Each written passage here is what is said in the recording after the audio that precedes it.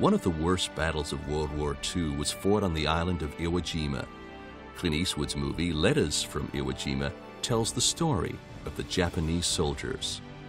When I went to Iwojima the first time, I stood on the beach and I was very, very moved about being on the beach where all those Marines would come ashore, much like you would be at Normandy here. And it's a very, very moving feeling.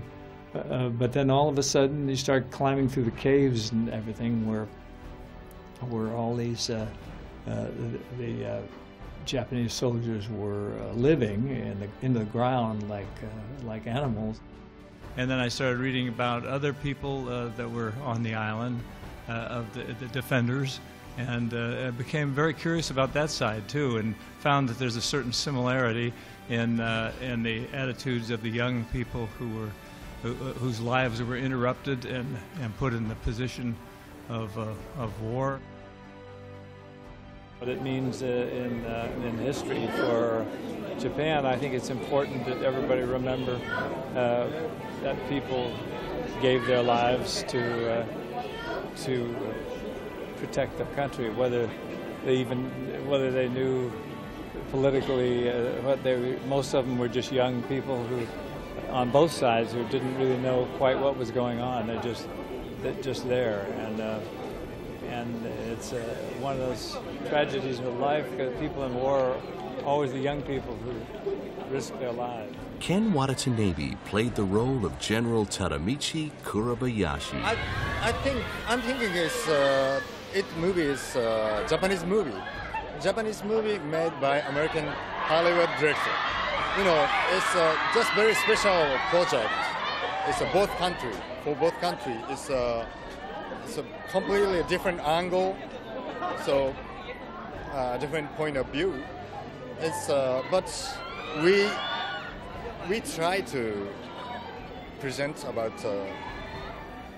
both war feeling. You know, it's a very mokteki. It's a purpose. This purpose is very important for both countries, right? Eastwood was given special permission by the mayor of Tokyo to film on Iwojima. I went and visited him first a few years ago when I was preparing with the idea of doing Flags of Our Fathers, and I was actually doing it with the idea that I would go and film on Iwojima, that particular film, and it would entail reinvading the whole island practically, because the invasion was huge. It was 880 ships and thousands of men. And I thought, since we could at least do part of it there, do something. But the mayor of Tokyo, the governor they call him, but it's under his jurisdiction, the island. And he said, yeah, it's very interesting, you know, but I could tell there was a slight reticence because they do feel, because they still have somewhere between 10 and 12,000 unaccounted for people that were buried into the ground there, that they think of the island as a memorial. After the production concluded, Eastwood attended the Berlin Film Festival and faced the press. Some critics accused you of having done the worst war propaganda since Tokyo Rose. What do you say to that? I'd say they're idiots.